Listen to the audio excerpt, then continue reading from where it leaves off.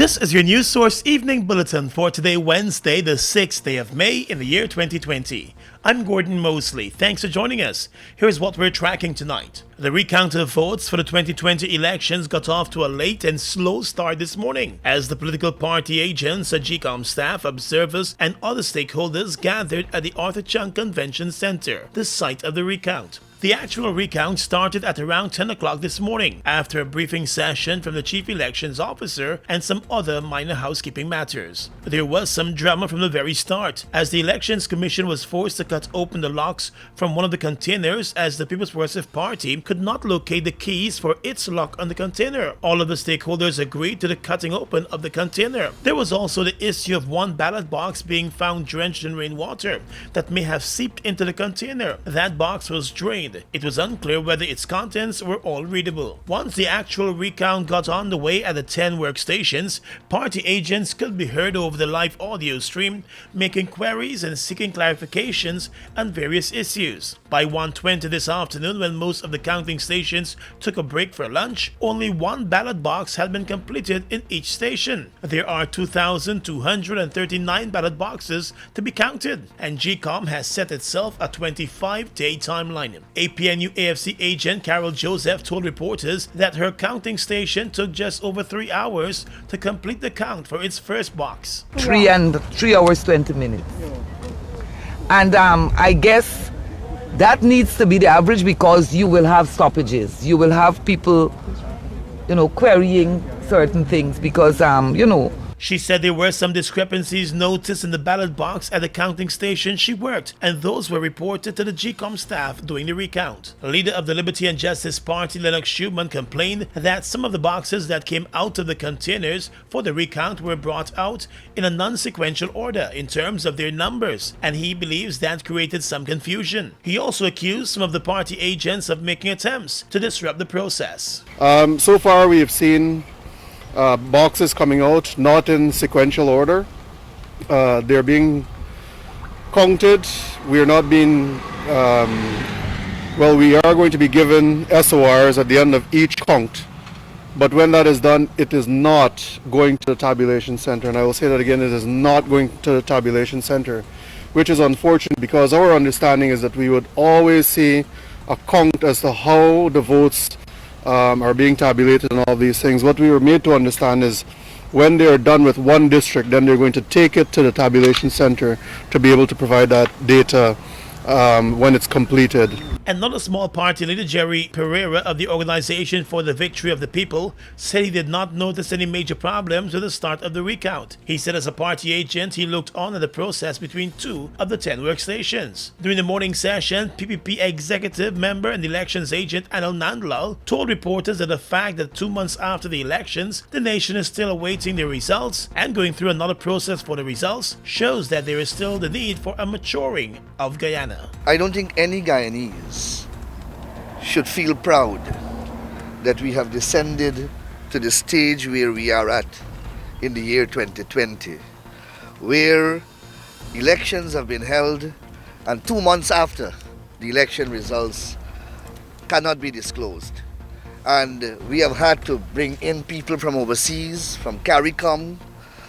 We had to seek international assistance. We had to rely on embassies and the diplomatic community to simply help us as a nation state after 50 years of independence to resolve our own internal problems. And that is the first point I want to make, that it is sad that we have descended to this level. It shows how much as a country we need to mature, and it shows that there are still elements in our country, having regard to our peculiar history of rigged elections, that there are still a grouping of people in this country who are not prepared to accept the will of the electorate. And by this evening, the parties were expressing their concerns about some things that they saw during the recount. Now, the first complaint obviously is the sloth at which the process is proceeding. We are coming to the end of the first day and we have just concluded 10 boxes. Another 1 or 2 may be completed before the close of the day. We started off late when I last briefed you all at 10 o'clock. The first container, just after about 10, the first container ballot boxes came out. Had a bit of snafu. The PPP did not have their keys, or I don't know. So some of the chains had to be cut off, and that was done. After that, I think the first set of ballots went smoothly. We did a bit of nervousness and a bit of uncertainty from what can be done, what is valid. I think so. That was it. They were able to get past that. We, as our agents, came prepared to challenge several anomalies. We have the evidence to. We of course took some time to work out with GCOM the sequence in which you're going to challenge these anomalies. The recount process will continue for the next 24 days. The official Facebook page of the Elections Commission is carrying the live audio stream from all 10 workstations. More news coming up in a moment. GBTI is your Guyanese bank, a bank that understands every customer's unique needs, opportunities, challenges, and financial concerns. At GBTI, we see you for you. Whether you're buying a new home or car, planning your next vacation or retirement, saving for your child's future, or whether you're ready to take that bold step of investing in your dream business idea, we are with you every step of the way. We hear your stories and watch you focus on your dreams as we share your aspirations. We are more than just banking. We are a family. We are part of your community. Our commitment extends way beyond the walls of our branches and is demonstrated every day in the opportunities we provide to our individual and business customers. The support, time, and commitment we give back to communities across Guyana to help improve the lives of our Guyanese families. Because we see Guyana through your eyes. Fuel it up and drive, Super 95. Tune up. Fuel it up and drive, Super 95. Tune up. Protect your fuel system, boy. High mileage and performance, boy. Guy Oil Super 95 gasoline gives you more reasons to drive and is available at 56 service stations nationwide. For affordable price, high performance, and high mileage, choose Guy Oil's Super 95 gasoline. Fuel it up and drive. We all want to stay in touch, right? Now, even more than ever before. So to keep your connection strong, GTT is going 2 for 2. Combine GTT mobile and home internet services and we'll give you 2 gigs of free mobile data each month. With 2 GTT services, you're fully connected at home and on the go. Visit us online at gtt.co.gy/2for2 to learn more and start doing more with 2 for 2 from GTT. Stay safe, stay strong, Guyana. We're in this together. The following is an important message from the Ministry of Public Health. You can prevent the spread of the COVID-19 virus. If you have the following symptoms: coughing, fever, or difficulty breathing, please stay home. If you don't have these symptoms, then practice social distancing. Avoid crowds. When in a group, keep a distance of at least 3 feet between yourself and other persons. Please wash your hands with soap regularly or use hand sanitizers. The Ministry of Public Health has a hotline to provide information on the coronavirus. Members of the public can call 227-4986 or 624-3067. Welcome back. With the vote recount process on the way, the diplomatic representatives of the American, British, and Canadian governments and the European Union are urging a swift, credible, and transparent recount. In a joint statement, the diplomats said they welcome the decision to commence the recount process as the results of the elections are long overdue. According to the diplomats, it is incumbent on all to do what they can to ensure the democratic choice of the people is heard and acted upon. The diplomats also noted that full transparency of the recount is vital to ensure it is credible. They welcome the role of CARICOM in the recount process, but noted that they regret that it has not been possible for a broader range of international observers to be part of the recount process from the start. They have also welcomed the decision by the Elections Commission to allow full audio streaming of the recount process. Turning now to the world of health and the coronavirus. With an additional 34 tests completed over the past 24 hours, the Public Health Ministry is reporting no new cases of the coronavirus. The total number of confirmed cases remains at 93, with 27 recoveries and 10 deaths. The Public Health Ministry continues to be concerned about a large number of persons ignoring the stay-at-home and physical distancing guidelines. More men than women are affected by the coronavirus, and the Chief Medical Officer, Dr. Shamdeo Prasad, believes that it's a direct result of men not taking the virus seriously. Most of those who have tested positive to date are males with a ratio of 49 to 44. Further, it is predominantly clear that you are the main ones not adhering to the guidelines, congregating way past the curfew hours as if it were a prolonged holiday. Dr. Prasad also said many Guyanese men may not realize that they are putting not just themselves at risk, but also their families and health workers. Have you stopped to think of the unnecessary risk that you are exposing your children, your wife, significant others, your mother or grandmother to? Yes, you're exposing your entire family. And the Chief Medical Officer said the only way to stop the coronavirus numbers from climbing is to take the advice of health professionals about avoiding large crowds, physical distancing, and using a mask while in the outdoors. Mobile testing sites are now in the Sophia and Kitty areas, which are both hotspots for the coronavirus in the city. Do not think for one moment that you are invincible and that the virus cannot affect you, because your area has not been identified as a COVID-19 hotspot. All of us are at risk, and the only way that we can stop these numbers from increasing and persons from dying is if you seriously follow all the advice that has been given. If you must leave home, then it is a no-no to go unprotected. You must put on your mask and keep the 6 feet physical distance. The Chief Medical Officer also complained about persons still not providing the correct information to the health authorities about their contacts once tested positive, and that is creating a challenge for health workers to combat the disease. Ladies and gentlemen, we have been appealing to you to come forward if you have been in contact with a positive case or experiencing any of the symptoms associated with COVID-19.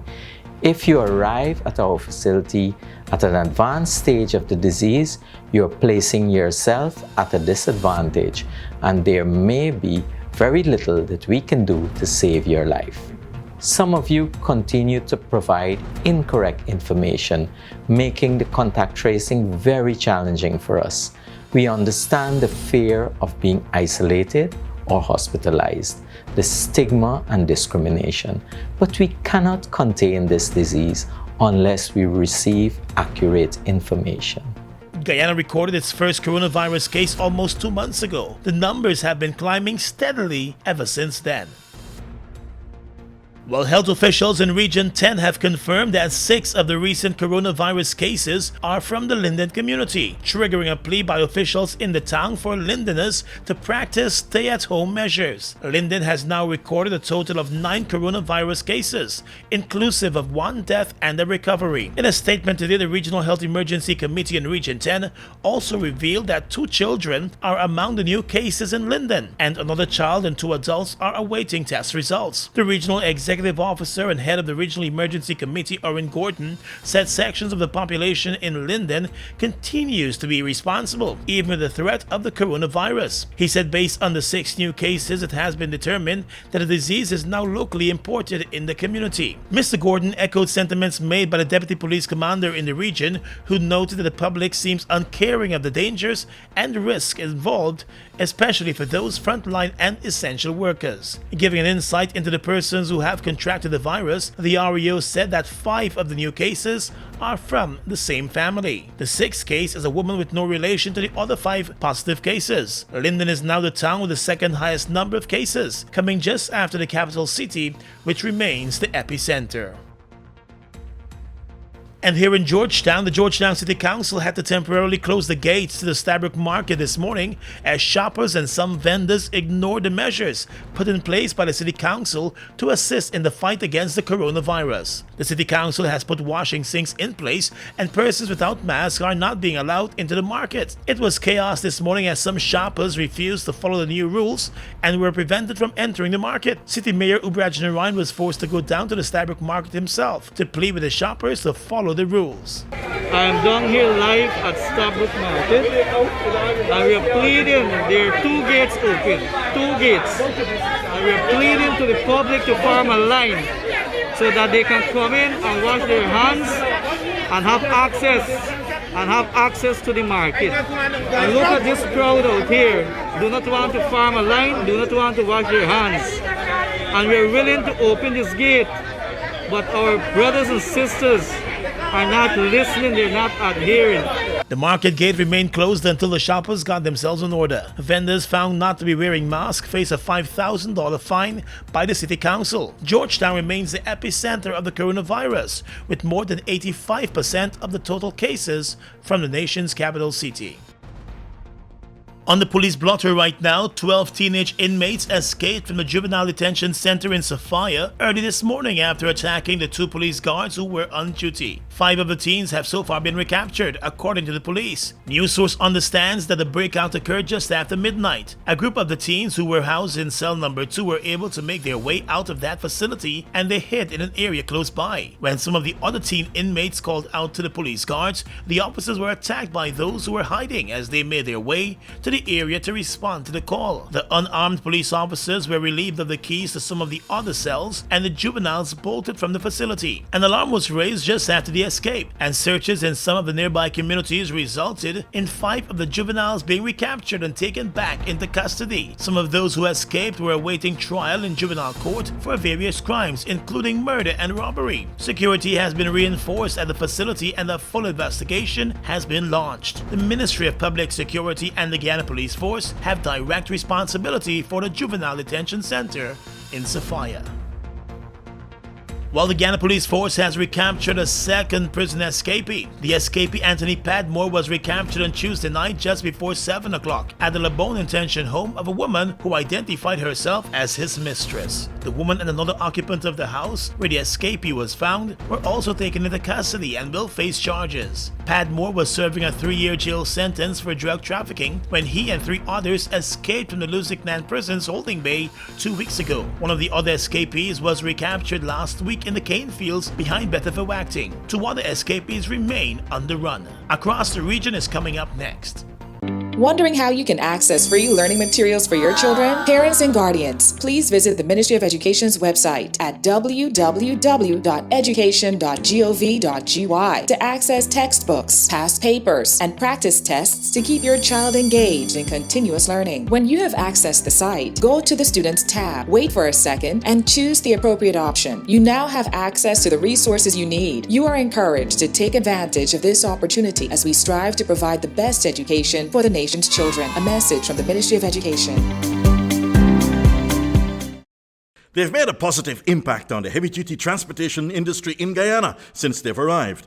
Guyanese are amazed at their power, durability, efficiency, and superior handling capabilities. These are brand new trucks, manufactured in partnership with German, Italian, and French companies. They have a powerful reputation for operating under very adverse Guyanese conditions and come with full after-sales service and spare parts. They're the most sought-after trucks today, with over 500 units in Guyana, and they're available in over 100 countries, including South America and the Caribbean. Be smart. Buy brand new ST Howo trucks today. Call 608-4998 and arrange for an inspection at ST Truck Guyana Incorporated, Block B, Public Road, Covenant, East Bank, Demerara. We are legions of men standing strong, but never too proud to stoop and help someone. We must send a clear signal to all. Do right. Walk in upright ways, knowing that's what being a man is all about, and ever aware that things will only get worse when good men do nothing. Stand strong. Be the one to live right. Falls, a trademark of China's Zhanghao Incorporated, located at Land of Cane in East Bank, Demerara, was incorporated in April of 2013 with over $10 billion Guyana dollars invested in a state-of-the-art 100,000-barrel fuel storage facility, a modern service station, an office complex, and a modern wharf that can berth international vessels. Having no association with any other fuel company, Falls imports its own fuel, which meets quality specifications, has all the legal permits, and is in compliance with international requirements. Its bulk facility can load 8 trucks simultaneously at a rate of 1,000 liters per minute, while the service station can service 12 cars at a time using computerized fuel pumps, which can facilitate the use of ATM cards. Through its professional team of mostly Guyanese, Falls wholesales and retails fuels to the public, including farmers and miners, and will continue to positively contribute to Guyana by providing quality products, service, and attractive prices. Try Falls today for all your fuel needs. Are you washing your hands correctly? Here are some tips on when and how to wash your hands. Step 1. Wet your hands with clean water. Step 2. Then apply soap. Step 3. For 10 to 15 seconds, lather your palms together. Always remember to pay attention to your fingers, especially your nails and tips. And don't forget the back and between of your fingers. Step 4. Rinse hands with clean water for about 20 seconds. Step 5. Dry hands with a clean paper towel or tissue. But when should you wash your hands? After using the toilet, before and after eating, preparing or handling uncooked food, after playing with pets or caring for animals, after sneezing and coughing or blowing your nose, before and after changing babies or caring for others. Frequent hand washing or using a hand sanitizer with alcohol as an alternative will remove viruses and bacteria from your hands. A message from the Ministry of Public Health in collaboration with PAHO WHO. Across the region right now, the European Commission is set to include Barbados, Panama, the Bahamas, Mauritius, and 9 other countries to its list of states that pose a financial risk to the bloc because of anti-money laundering and terrorism financing shortfalls. That's according to a draft document. The document, seen by Reuters and expected to be published on Thursday, also includes Botswana, Cambodia, Ghana, Jamaica, Mongolia, Myanmar, Nicaragua, and Zimbabwe to the EU listing. Countries on the list pose significant threats to the financial system of the Union, the draft document, which is still subject to changes, says. Under EU laws, banks and other financial and tax firms are obligated to scrutinize more closely their clients who have dealings with countries on the blacklist. Peru has more than 50,000 confirmed cases of the coronavirus, the second highest number in South America after Brazil, which is far more populous. The Peruvian death toll, 1,444, is also now the third highest on the continent, after Brazil with more than 8,000 deaths and Ecuador with more than 1,500 deaths. Yet Peru was one of the first countries in the region to implement strict social distancing rules. It closed its borders after just a handful of cases were discovered. The BBC reports that a jump in confirmed cases is partly attributable. The BBC said the jump in confirmed cases appears to be partially attributable to expanded testing. And finally tonight, international news. A lockdown to curb the spread of the coronavirus has seen the loss of more than 122 million jobs in India. That's according to new data from a private research agency. That new data refers to the month of April alone. India's unemployment rate is now at a record high of 27.1%, according to the Center for Monitoring the Indian Economy. The new data shows India's unemployment figures are 4 times that of the United States. India does not release official jobs data, but the Center for Monitoring the Indian Economy is widely accepted. The country has been in lockdown since the 25th of March to curb COVID-19 infections, causing mass layoffs and heavy job losses. India currently has close to 50,000 reported infections of the coronavirus. And that's your News Source Evening Bulletin for tonight. I'm Gordon Mosley reporting.